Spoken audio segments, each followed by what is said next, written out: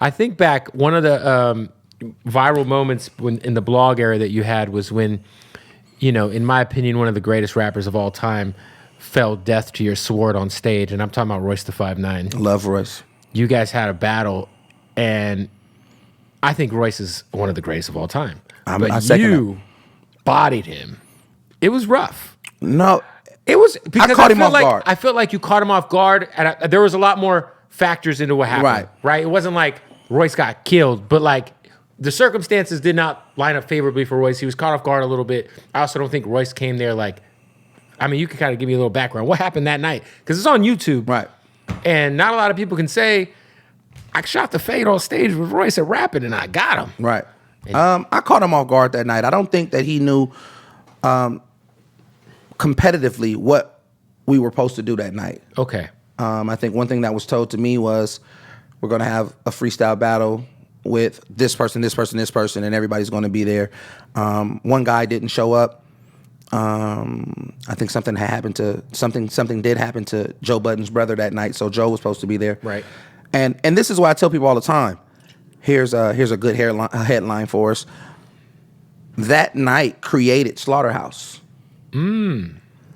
Because Joe Budden was supposed to perform that night. Unfortunately, something had happened to his brother, which prevented him from coming, which left me and Royce to battle and duel. So when we got up there to battle, I don't think that he understood that it was like that kind of battle, like a rap. It was more like everybody just get a verse off. Spit some bars off. Right, you know what I'm saying? So I caught him off guard.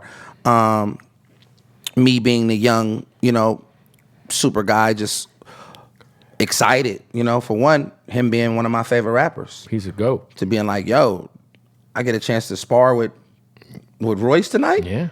I'm bringing the best shot. I'm swinging. So, you know what I'm saying? So we did that. So then that led to Joe and Royce having words.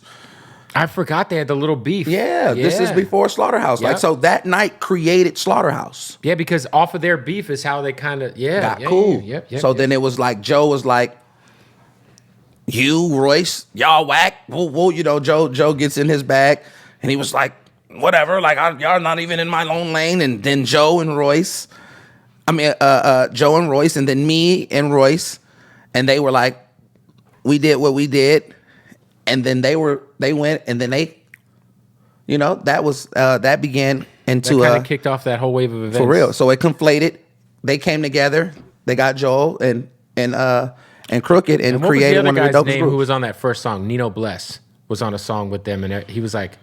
There was a song called Slaughterhouse, and I think it was 5 of them, but they didn't end up including Nino Blessed. So J.O., Crook, and Joe, and then they created, arguably one of the dopest groups, especially. That first album was amazing. For sure, man. To be able to watch all of those dudes just trade bars was just super dope, man. It was funny because my dude came to me one day. He was like, cuz, man, you helped spark that, bro. They could have at least put you on a song or something, bro. I say, man, that's crazy. I say, man, they in a different league, man.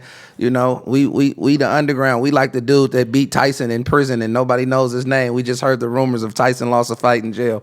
Well, it is interesting, too, because I do feel like, for whatever reason, it's still happening, but in terms of, like, the Bay Area, if you go to the Bay, it is very much like its own.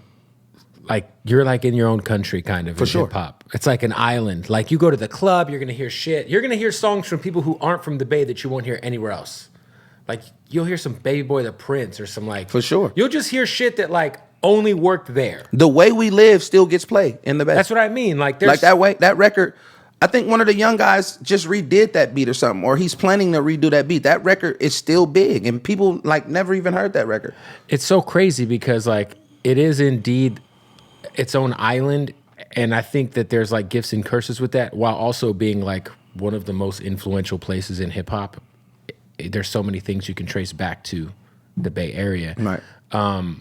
Why do you think, 20 years later now you have a lot of context to your career and just, observing the music industry, that the Bay still somehow doesn't get the flowers or respect you think it deserves? Because I think it deserves a lot more love and respect, in terms of the landscape of hip-hop.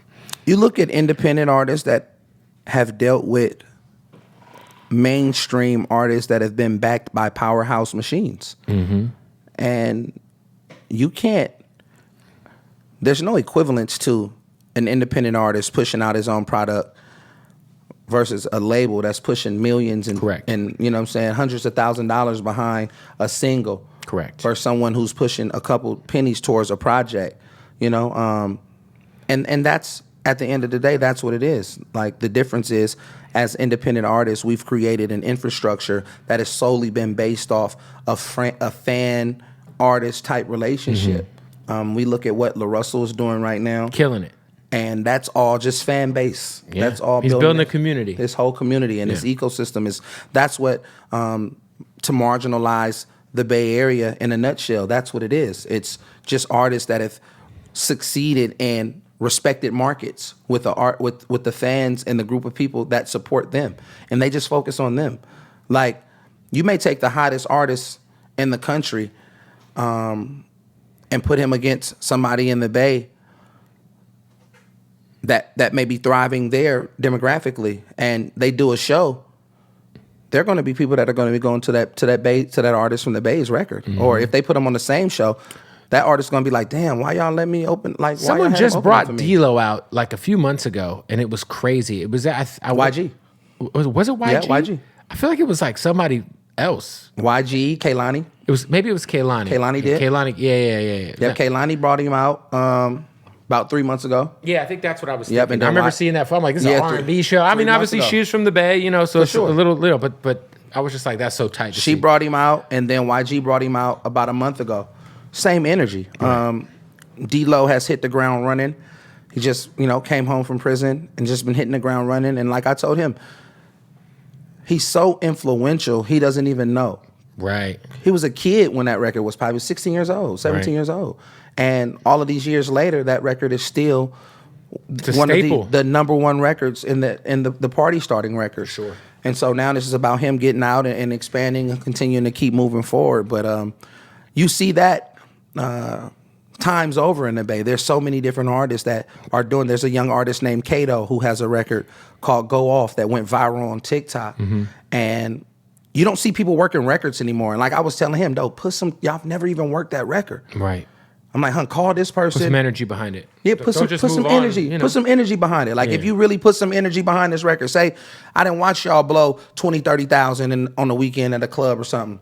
Go put that behind somebody. Call, this guy and say, man, can you work this record? Help me get this record. Yeah, like I've seen, like the Stunner Man kid's been working his record for 2 years. 2 years now. 2 years. And Stunner Man, his energy alone, he's just a good person. Great kid. He's got he's got an amazing line of organic juices that taste amazing. He's just a great kid. Like, Great. His energy. For sure. Like, his energy is he's just a great kid, man. Yeah. So